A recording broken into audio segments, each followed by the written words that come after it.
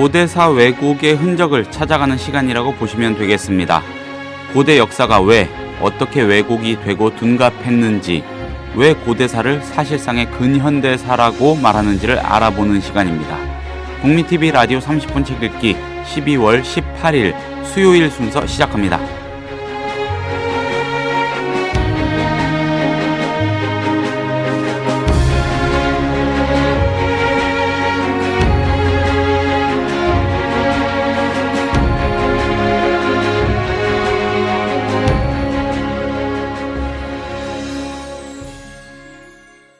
안녕하세요. 김효진 PD입니다. 제1동포 사학자 이성시 와세다대 교수의 만들어진 고대라는 책 3인 출판사에서 나왔는데 이희진의 역사 읽기를 통해서 이 책을 심도 있게 다루고 있습니다. 어제가 상편이었고요. 오늘 하편을 진행해 보겠습니다. 이희진 선생님을 곧 모십니다.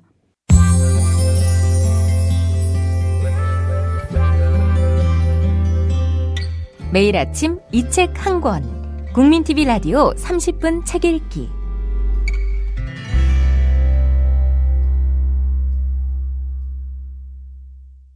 안녕하세요, 선생님. 안녕하십니까? 예, 이틀 연속 뵙습니다. 예, 그러네요. 네, 어제 반전 얘기를 살짝 정리해 주시면서 오늘 하편을 열어주시면 좋을 것 같습니다.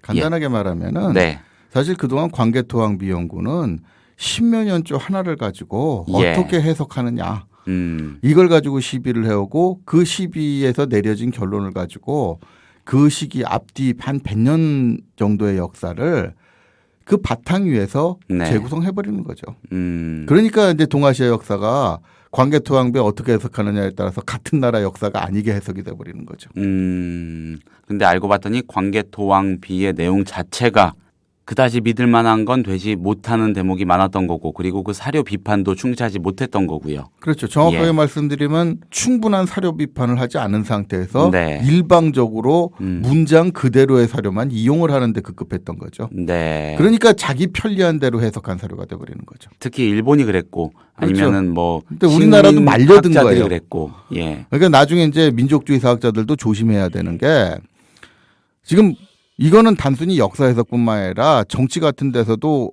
감안을 해야 되는 거거든요. 상대방이 이상한 소리를 하게 되면 반론을 하고 싶어집니다. 네. 근데 그 반론을 큰 그림을 보면서 하는 거하고 네가 말하는 게 기분 나쁘니까 그건 아니다라고 그 말꼬리를 잡아가지고 아니라고 얘기하는 거하고는 차원이 틀리죠. 네. 그러니까 역사 해석이든 뭐 정치든 심지어는 일상생활에서까지 좀 크게 보는 게 필요할 것 같아요. 그러니까 이게 이제 광개토왕비로 돌아가서 말씀을 드리면은 십몇 년조 같은 경우에는 그 말이 나오게 된 맥락이 달랐던 거예요. 예. 그러니까 이 사료라는 것. 네.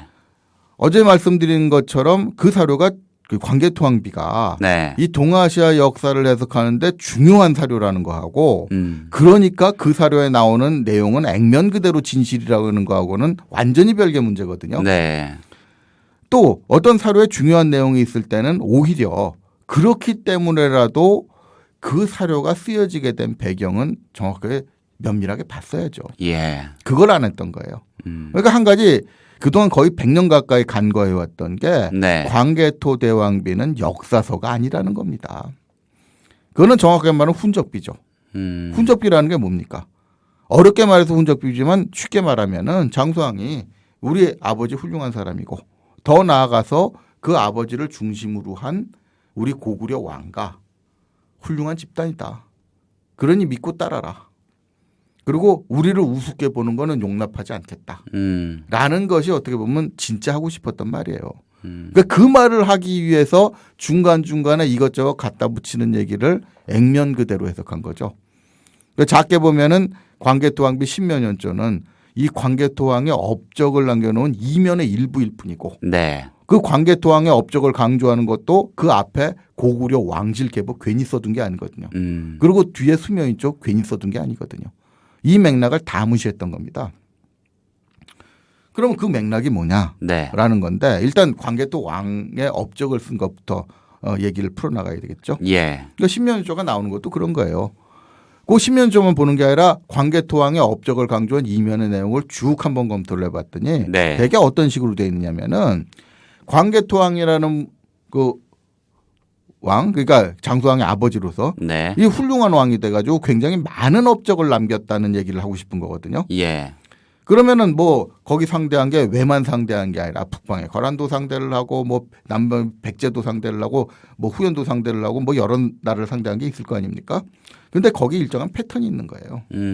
그 패턴이 기본적으로 뭐냐면은 고구려가 뭐 이걸 또 굳이 대왕의식이라고 표현하는 사람도 있고 고구려의 네. 독자적인 천하관이라고 얘기하는 사람도 있는데 이건 조금 좀 너무 좀 속된 말로 오바 같고 제가 옆으로 읽는 동아시아 삼국지 얘기를 하면서 동아시아적인 세계관을 이해해야 된다고 그러지 않았습니까? 네. 그러니까 이 중원부터 시작을 해가지고 동아시아적 세계관이라는 건 내가 중심이에요. 그리고 내 주변은 다 그 수직적인 네. 아래에 있는 집단으로 표현을 하는 버릇이 있습니다. 음. 그러니까 이런 세계관이 그 천하를 안정시키기 위한 하나의 발판이라고 보는 거고 이걸 위해서 업적을 쌓은 사람, 그러니까 이 체제를 확립시킨 사람이 통치자로서 중요한 사람이라는 의식이 있는 거죠. 광개토 왕도 결국은 그런 세계관의 일부입니다. 네. 그러니까 그걸 실현시킨 사람이라는 그러니까 일본 서기를 쓰는 발상이나 중국 정서의 중화주의적인 청화관하고 사실 다른 건 아니거든요. 대상이 주어가 고구려일 뿐이라는 거죠. 그렇기 때문에 광개토 왕이 주로 주변에 있는 세력들을 복속시켰다는 겁니다. 근데 복속을 시키는 게 중화적인 세계관에서는 힘이 있어서 소위 말하는 패도정 뒤로 누른 게 아니라 주변에 있는 세력들이 말썽을 부린다는 거죠. 안정적인 이 세계관, 이 동아시아에 가지고 있는 그런 그 세계관에 입각한 이런 수직적인 질서에 순응을 하지 않고 저항하는 집단이 있으면 특히 조공을 바치지 않았다는 거. 이건 중국만 그런 게 아니라 광개토왕도 마찬가지고 고구려도 조공을 바치지 않은 거는 신뢰를 하는 겁니다. 네. 이런 거를 이제 광개토왕이 해결을 하고 나섰다는 얘기가 되는 거죠. 근데 그러면 신면유 쪽으로 돌아와 봐서 이 구조가 어떻게 되어 있느냐면은 광개토왕이 보통 광개토왕을 보면은 왕이 네. 국연이라고 해가지고 그냥 시켜서 정리를 하게 하는 게 있고 또 한 가지는 왕이 직접 나서는 경우가 있습니다. 네. 근데 직접 나서는 경우가 굉장히 중요한 사안이죠. 예. 근데 직접 나서게 되려면은 일종의 액션 영화에도 이런 게 있지 않습니까? 슈퍼맨이나 스파이더맨 같은 슈퍼 영웅이 왜 필요하겠어요? 그건 슈퍼 악당이 있기 때문이거든요. 네. 뭐 지난주에도 얘기했지만 강력한 악당이 있어가지고 세계의 질서를 위협을 하니까 그걸 막아야 되지 않습니까? 네. 그런데 군대나 경찰 같은 일반적인 공권력이 나가가지고 막을 수 있으면은 그 슈퍼맨 필요 없죠. 그렇죠. 그러니까 그걸로 막을 수 없는 슈퍼 악당이 필요해지는 거죠. 그게 광개토 왕비에서는 왜라는 거죠. 왜 그러냐면 백제신라는 워낙 붙어 있었고 워낙 자기들이 속민이라고 해왔지 않습니까? 네. 근데 이 속민들이 갑자기 반란을 일으켰다거나 말썽을 부렸다 그러면 괜히 덕이 없어 보이거든요. 그러니까 뭔가 바다 건너에 있어서 진짜 미개한 그러면서도 힘만 가진 미지의 집단이 와가지고 이 질서를 흐트러뜨렸다는 얘기를 하고 싶은 거죠. 그러니까 왜는 일종의 트릭스타라고 보는 거예요. 굉장히 치밀한 기획이었던 거네요. 그렇죠. 그러니까 그 당시에 아무래도 이 예. 흥적비라는 게 국가적인 사업인데 예. 그 광개토왕비라는 게 모르는 사람들은 그 조그마한 비석 정도로 아는 사람들도 있더라고요. 그 6m인가 그래요. 그러니까 그 돌을 가져와서 거기다 글자 새기고 하는 건 그 당시로서는 상당히 품이 들어가는 일이거든요. 그리고 거기다가 남들 보라고 글자를 새기는데 아무 생각 없이 새기지는 않죠. 그런데 그러기 때문에 이제 신면여조도 광개토왕의 업적을 강조하는 쪽에서 나온 거죠. 그리고 더 크게 보면은 광개토왕의 업적을 왜 이렇게 강조를 해야 되느냐라는 건 물론 앞면에 있는 고구려의 계보를 딱 써두고 이렇게 훌륭한 집안에서 이렇게 훌륭한 왕이 태어났다. 네. 그리고 업적을 남겼다. 이 얘기를 하고 싶은 거고요.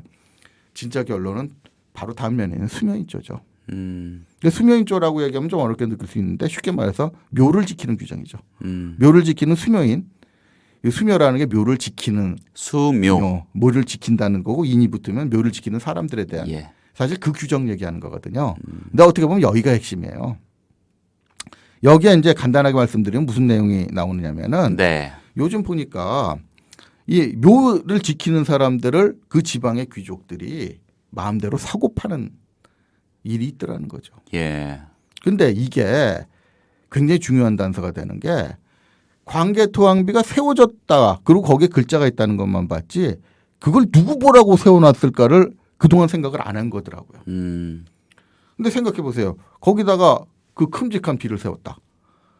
문맹률 90%가 넘는 시대에 까막눈인 백성들이 그거 보고 무슨 얘기인지 알겠습니까? 그렇죠. 백성들 보러 쓴 건 아니란 말이에요. 고구려 사람들도 바보가 아닌 이상. 예. 글자 모르는 백성들이 이거 보고서 아 그렇구나 하고 인식하라고 쓴 건 아니거든요. 그러면은 글자를 아는 외국 사신들이 이런 사람들이 와서 봤을까? 요즘처럼 무슨 관광이 활성되어 있는 시대가 아니라는 얘기죠. 네. 와서 볼 외국인들이 얼마나 되겠어요. 그러면 글자를 알면서 그 주변에 사는 사람들 예. 누구겠어요? 그 지방 호족 내진 귀족들. 그러니까 지역 유지들이죠. 이게 아까 말한 수묘인조에서 수묘인들을 마음대로 사고 판다는 내용이 직결돼 버리는 겁니다. 결국 그 사람들 보라고 쓴 거예요. 이게 무슨 얘기냐면은 수묘인이라는 거는 뭐 요즘처럼 임금을 주고 사람들을 부리는 시기가 아닙니다. 국가에서 어떤 일을 시켜야 될 일이 있으면은 거의 징발을 하는 거예요. 역이라고 해가지고 그 지역이라든가 뭐 주로 그 지역이 되겠지만 사람들한테 특정한 임무를 구에서 일방적으로 맡겨버리는 겁니다. 그러니까 사람들이 자기 먹기 살기도 힘든데 국가에서 묘까지 돌보라고 한단 말이에요. 이거를 강제로 역이라는 걸 줘가지고 만들어버리는 거거든요. 그런데 그렇게 해서 만든 사람들이 안 그래도 힘든데 네. 이 사람들을 주변에 있는 유력자들이 와가지고 자기들 마음대로 일을 시킨단 말이죠. 그리고 그 일 시키는 권한을 판다는 거예요. 왕의 묘를 지키라고 거기다 정착을 시켰던 사람들을 지 마음대로 딴 일 시키고 팔아버리면 왕의 묘는 누가 돌봅니까? 그렇죠. 엉망되는 거잖아요. 그러니까 수면제는 마지막에 강조하는 거 그런 거예요.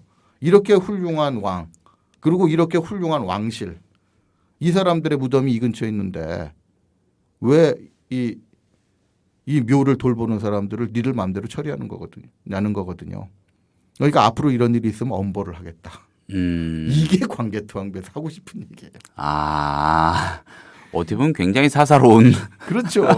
그 사사로운 얘기를 하기 위해서 예. 여기 있는 사람이 위대한 사람이라는 걸 쭉 써놓은 건데 그거 볼 생각은 안 하고 그러다 보니까 사실과 다른 얘기를 막 쓰잖아요. 예. 그러니까 지금도 어디 송덕비 같은 데 보면 송덕비에 나오는 사람들 다 좋은 사람들 아닙니까? 그러니까 뭐 우리가 군사정권 시절에 네. 좀 흉악한 일을 많이 했다고 많은 사람들이 손가락 드는 사람들도 어디 가면 송덕비 세워져 있다고요. 그렇죠. 거기 보면 그 사람 위대한 사람이에요. 뭐 건드리면 큰일 나요. 이런 얘기가 되는 거예요. 그 유치한 거. 그렇죠. 그러니까 발상은 어떻게 보면 예. 유치하죠. 근데 그게 유치한 게 그 당시에는 정치 아닙니까? 그렇죠. 뭐 지금도 유치한 게 정치. 그렇죠. 그러니까 그 통치자는 예. 어떻게 보면 발상은 유치하지만 그렇게라도 띄워놓는 거 아닙니까? 그 유치한 거 얘기하자면 뭐 사람이 아래서 나왔다는 등 그렇죠. 하늘에서 보내줬다는 등 네. 어떻게 보면 요즘 좀 사람들의 인지능력이 깬 상태에서는 만화 같은 발상인데 네. 그 만화 같은 발상이 그 당시에서는 통치권을 정당화시키는 명분이고 논리였다는 거 아닙니까? 그러니까 광개토왕비도 사실 그 얘기를 하자는 게 주목적이었던 거거든요. 네. 그러니까 그 얘기를 하기 위해서 왜 백제신라를 송민 만들었겠어요. 그러니까 이 동아시아적인 사고구조 세계관을 이해 못하는 게 이런 데서도 문제가 되는 겁니다. 동아시아 삼국지를 얘기할 때 그냥 거기 나와 있는 사실들만 보자는 게 아니라 그 배경에 있는 세계관도 보자는 걸 강조했던 게 그런 거거든요. 시간이 모자라서 왜 딴책까지 소개하면서 얘기했는데도 사실 우리가 얘기하지 못한 게 많잖아요. 네. 이게 여기서도 걸리는 거예요. 그러니까 왜 백제신라 같은 경우는 송민을 만들어야 되느냐면 이 천자건 천왕이던 네. 심지어는 고구려 같은 경우에는 대왕이라고 해서도 마찬가지입니다. 예. 상하 질서예요. 민주주의 같이 뭐 너와 나 평등한 관계에서 이런 게 없어요. 그러니까 주변의 나라는 무조건 송민으로 표현을 해야 되는 거고 그 송민으로 있는 질서가 네. 그 상황에서는 정상적인 거고 그걸 어지럽히는 놈들이 있고 그걸 정리하는 게 통치자가 할 일이다. 그리고 이것이 천하를 안정시키는 거다. 네. 이 발상이 아까 말한 그런 거하고 연결이 돼 버리는 거죠. 자, 그런데 이런 내용을 왜 그동안은 앞뒤를 안 보고 네. 왜 가고 백제 신라를 파했느니 고구려가 파했느냐는 지역적인 시비로 갔겠습니까? 특히 일본 사람들이 이건 먼저 시작을 한 거잖아요. 네. 이 발상이 근본적으로 문제였다는 거죠. 그러니까 사실 광개토왕비가 처음 발견됐을 때 거기 내용 나오는 내용에 특히 네. 신년조 같은 내용의 일부만 보고 달려들었던 발상이 뭐냐면은 네. 사실 그 사람들이 관심을 가진 거는 고구려의 역사가 아니었던 거죠. 근데 그건 요즘의 문화풍조하고도 비교해서 생각해 볼 측면이 많아요. 네. 요즘 사극을 볼 때도 사실 말이 사극이지 거기서 말하고 있는 게 그 시대의 역사가 아니잖아요.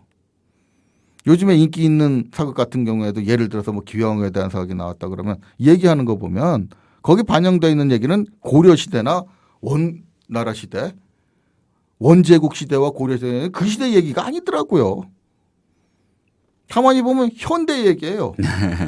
아니 무슨 궁녀하고 황제하고 현대적인 로맨스?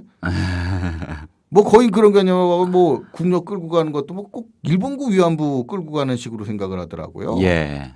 근데 그 시대에 보면은 뭐 다음 기회에 뭐 이런 얘기 할 기회가 있을지 모르겠습니다만은 그 시기에 끌려간 공녀는 일본군 위안부하고 많이 달랐다 그러더라고요. 끌려간 공녀들 대부분이 원의 명문가에 들어가 버리거든. 그거는 대갓집 마누라로 데리고 사는 겁니다.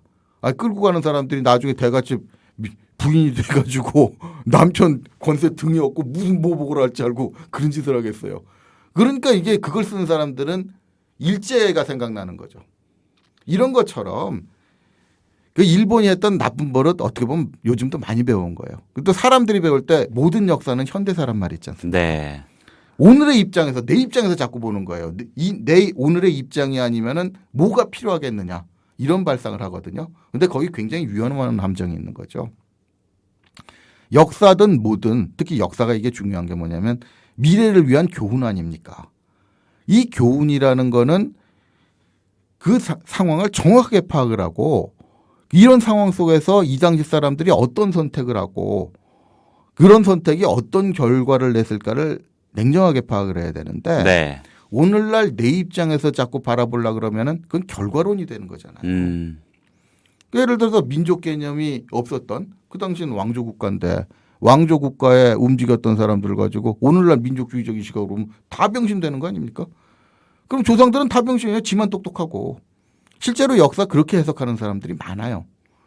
그러니까 일본도 어떤 식으로 해석을 했느냐면은 그 당시 왜 고구려 이런 대립관계로 동아시아 역사를 했다는 말 어저께도 드렸지 않습니까? 네. 왜 그런 구도로 생각하고 싶었냐면은 당시가 바로 러일 전쟁이라는 청일 전쟁, 러일 전쟁이 이어지면서 일본이 대륙으로 진출하던 시기였잖아요.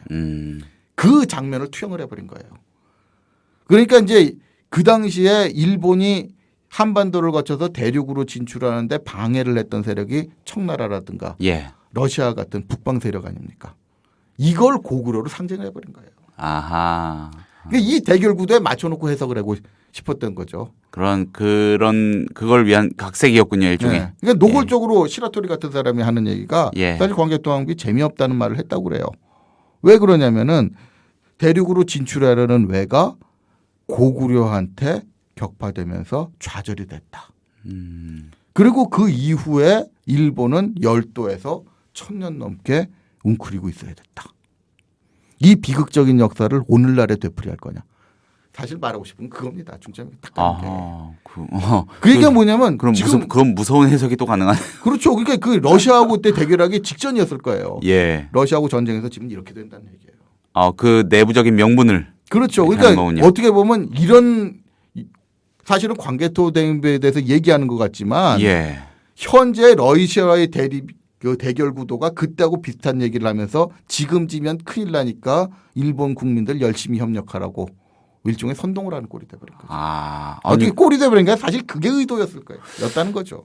왜 고대사도 결국 현대사 내지는 근현대사라고 하신 건지 알 것 같습니다. 그 시기의 맥락에 따라서 그 이해관계에 따라서 어쩌면 그렇게 그럴싸하게 해석이 분분해질 수가 있는 겁니까? 그러니까 고대사도 왜 목숨을 걸고 왜를 과장을 시켜가지고 그걸 왜 대결 구도로 만들어야 되느냐면은 네. 그때 그때 그 상황에 맞춰서 해석을 하려면 외가 그런 위상을 가져야 돼요. 네. 그러니까 그 이후에 일본에서는 외의 위상을 떨어뜨리는 이런 걸 용납을 못하게 되잖아요. 그러면 여기서부터 이제 소위 도미노가 되는 겁니다. 만약에 외의 위상을 인정을 하게 되면은 예. 근대에 와서 이 러일 전쟁 때라든가 이 대륙 세력과의 경쟁을 위해서 네. 역사를 외의 위상을 중심으로 한 역사를 조작했다는 게 쫙 밝혀지잖아요. 네. 그러니까 원천적으로 인정을 못하게 되는 거죠. 아하. 그러니까 학자들 일부는 외가 그 한반도를 지배하지 않았다 했던 것은 아닌 것 같다는 거에 인정을 하지만 그럼에도 불구하고 지금 일본 사회에서는 외가 한반도를 지배했다는 논리를 자꾸 보급을 하고 싶어 하잖아요. 네. 그리고 학자들조차도 지배까지는 몰라도 강력한 영향력을 가지고 있었다는 논리까지는 양보하고 싶어 하지 않거든요. 근데 그 당시 근대에 있어서 정치적인 이 대립구도 이걸 만들어서 이용해 먹었다는 이 문제하고도 직결되는 거 아닙니까? 그러니까 결국 역사가 정치의 앞잡이 노릇을 하면은 두고두고 그 앞잡이 노릇한 그 사실을 감추기 위해서는 그 앞에 얘기들까지 다 감추고 덮어야 되는 거예요. 그래서 지난 시간에 얘기했던 그건 한국사도 마찬가지거든요. 지난주와 지지난주에 걸쳐서 총 4부작으로 역사 교과서 문제를 다뤄보지 않았습니까? 뭐 종북 그리고 네. 민중사학이라는 키워드로요. 그러니까 일본 일제 식민사학자들이 나쁘다고 하는 거는 우리한테 예. 기분 나쁘다는 소리를 했기 때문에 나쁘다는 얘기는 약간 조금 그 지엽적인 문제고 네. 더 중요한 거는 권력을 위해서 역사를 조작한 대표적인 사례거든요. 그런 측면에서 본다면 일본에서 배울 게 따로 있지. 왜 해필이면 그런 거 배워가지고 우리 못된 역사 것만. 거기 내세우는 게 자기들은 민족주의를 비판했으니까 그게 아니라고 얘기를 하는데 예. 내용이 중요한 게 아닙니다. 제가 몇 번 얘기하지만 좌냐 우냐 민족주의냐 반민족주의냐 이런 게 중요한 게 아니라 그 당시 권력의 색깔에 맞춰서 아부를 하는 게 그건 거기서 내세우는 이념이 뭐든 정치의 앞잡이 역할밖에 못하는 겁니다.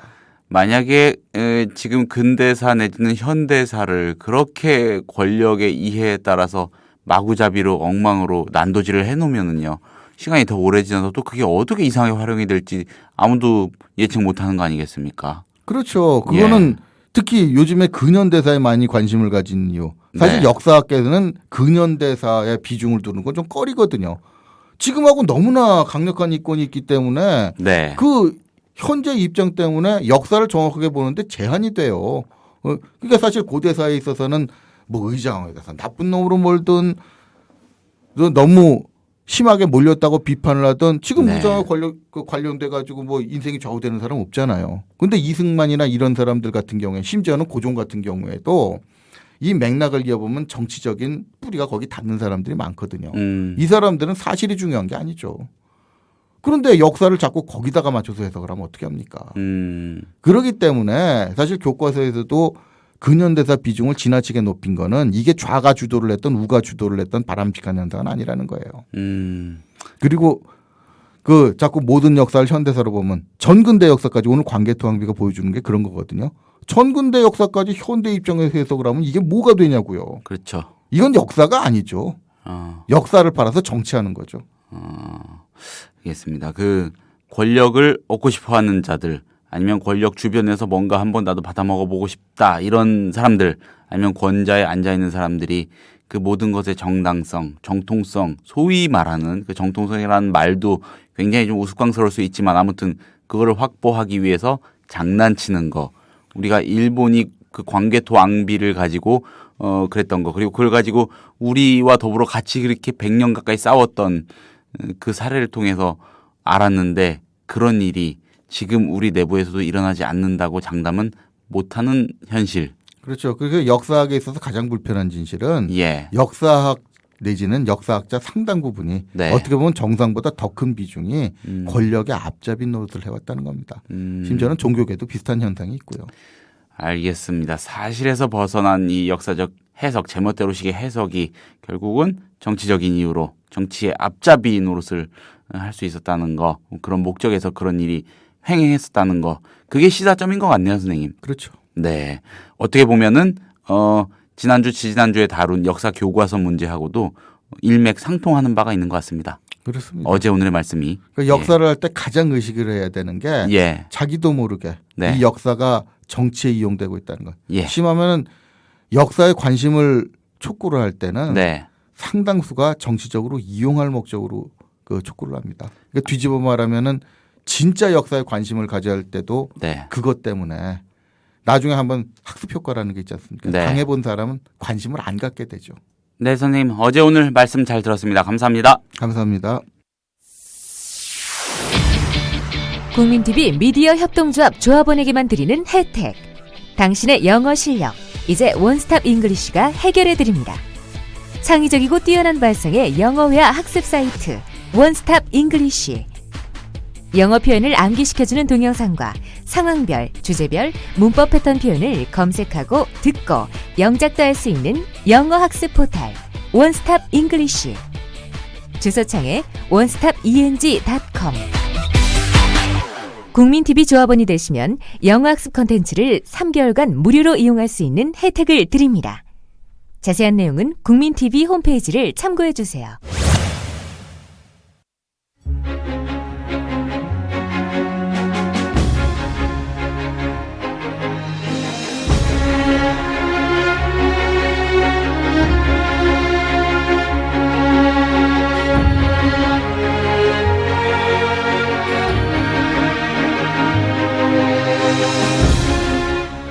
(12월 18일에) 30분 책 읽기가 소개한 책, 어제에 이어서 이성시 와세다대 교수의 만들어진 고대였습니다.